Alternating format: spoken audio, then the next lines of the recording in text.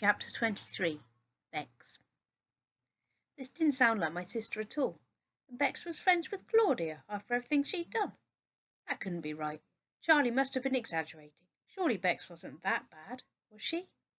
I knew my sister, and it really didn't sound like her at all. I checked my watch. 20 minutes was up. Bex would probably be out any moment now. I decided it would probably be best if I just followed her and found out where she lived. Then I could see if Mum was okay and give Monster a really big hug. I wasn't sure how I was going to do that bit, but I really, really wanted to see my dog.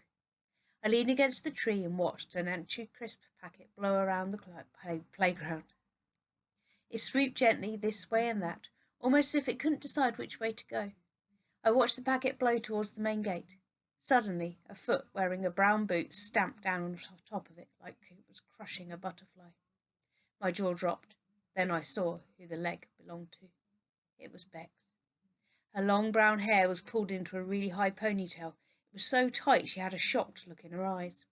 Her school tie was twisted so only the smaller bit showed. You got an automatic detention if you did that, but considering she was already in detention, it probably wasn't going to make much difference.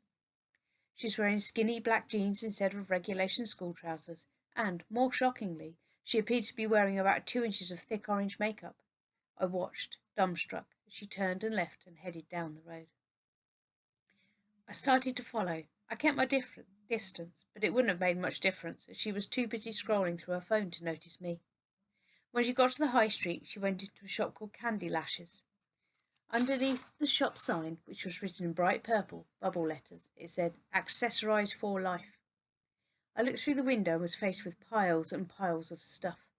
There were brushes and bows and clips and slides and long pieces of hair that looked like they'd been snipped off someone's head. There was also a row of jewellery and a wall full of makeup. I stood by the window. This was a shop that Bex would never, ever go in. A woman behind the counter smiled at Bex and then carried on serving a customer. I watched as my sister picked up a sparkly purse, studied it for a bit, turning it over in her hands.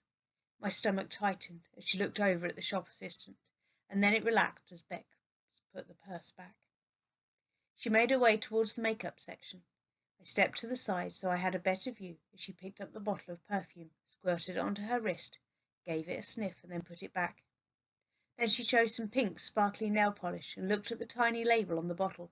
She put her hand up to scratch her head and poof, as if by magic the bottle disappeared. "What the heck?" I said, squinting at the floor to try and see where it had gone. Bex picked up another one, a green colour this time, held as if she was looking for the price, scratched her nose and poof, it vanished just like the pink one.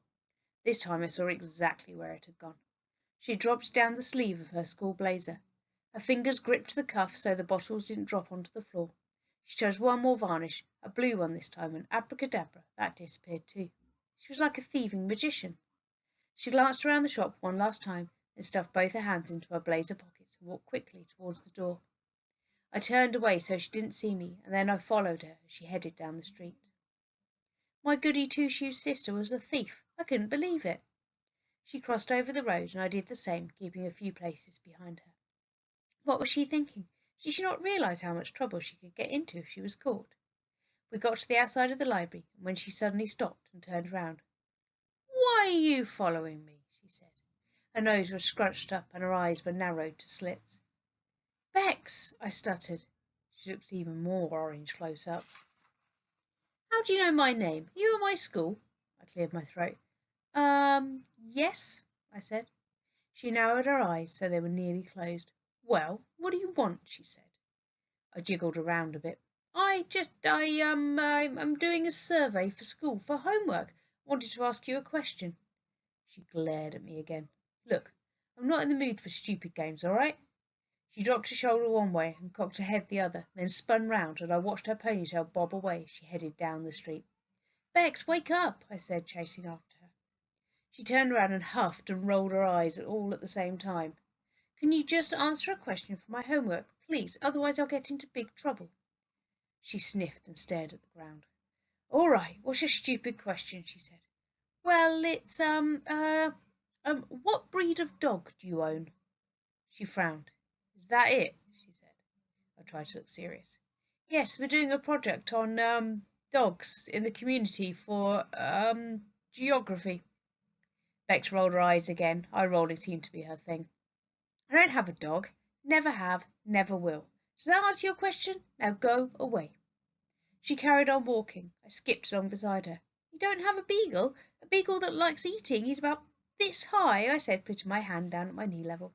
And he smells a bit, especially his breath. And he's called Monster, or any name, really. Any name you might have called him. Forget about the monster bit. You probably called him something else, like Einstein or Nelson, knowing you. She glanced at me, then pulled a confused face, but didn't say anything. We walked along in silence for a bit. Then she realised I wasn't going away. She stopped. Look, weirdo, get lost. Got that? She said.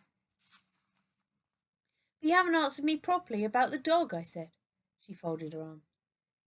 I think I'd know if I had a dog or not, don't you? She said. And anyway, what is your problem? You a freak or something? I blinked back at her. I couldn't believe it. She didn't have a dog. A terrible realisation hit me. How could I have been so stupid? If I had never been born, then of course I couldn't have been there on the day to save Monster. The day when he was lying in the middle of the road. The car must have hit him and killed him. A tear seeped out of the corner of my eye, and I quickly brushed it away. Bex frowned and stopped. Are you crying? She said. I looked at my sister. Years ago, when Mum and Dad first started arguing, we used to sit at the top of the stairs together and listen. She put her arm around me and whispered everything was going to be okay. I really wanted her to do that now. No, I'm not crying, I said, frowning at her. She shrugged and carried on. There was still one last chance for Monster, one more hope that I was clinging to. Maybe, just maybe, someone else had rescued him that day. I ended up living with my dad. Dad had helped me to save him in a way. He might not have picked him up out of the road, but he'd driven us to the vet to have his paw looked at. Maybe Monster had survived and was living with him. Okay, it wasn't likely, but I was desperate to believe Monster was okay. I caught up with her again. How about your dad? Does he have a dog? Bex huffed. No, my dad hates dogs. I sniffed and wiped my nose. Doesn't actually, I mumbled. He just says that to annoy Mum. Bex frowned. What did you say? She said. I didn't look up as I scuffed the floor with my foot. I'm just saying that sometimes people like dogs more than they think they do. That's all. Poor Monster. I wanted to sob. I wanted to put my head in my hands and cry. I could feel Bex glaring at me. Sounds like a stupid survey to me, she said. And you are one really odd kid. Well, you're one really bad thief, I said. Her face dropped. What? She snarled. I saw you stuffing nail varnishes down your sleeve in that shop, I said. Why would you do that? It's not like you at all. She looked angry now, the angriest I had ever seen her. She got really close to me, and I think if we hadn't been in public, she would have grabbed me by the collar. Look, I have no idea who you are or why you think you know anything about me. If you tell anyone about the nail varnish, I'll make sure life's not worth living, okay? She said. Her face was inches from mine, and her makeup was cracking round her nose like pastry on a pie. I took a step back.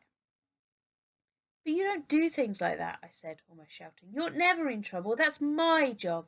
You're the good one. You never get detention or set fire to things in school or steal.